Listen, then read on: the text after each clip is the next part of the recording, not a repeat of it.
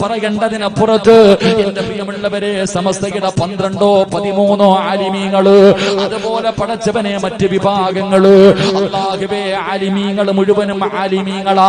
അവിടെ സംഘടനയില്ലല്ലോ. അല്ലാഹുവിന്റെ ഇൽമ പഠിച്ച ആലിമീങ്ങള്, അൽഉലമാഉ വറസത്തുൽ അംബിയാ, അവർ അല്ലാഹുവിന്റെ പ്രവാചകന്റെ അനന്തരാവകാശികളാ. ഇവരാരും തമ്മിലടിക്കാ പറയുന്നില്ല, ഇവരാരും കളിയാക്കാ പറയുന്നില്ല, ഇവരാരും ഒരുത്തനെയും കുത്തിക്കൊല്ലാ പറയുന്നില്ല. കാരണം അവര് ആലിമാണ്, അവരല്ലാഹുവേ ആലിമാണ്.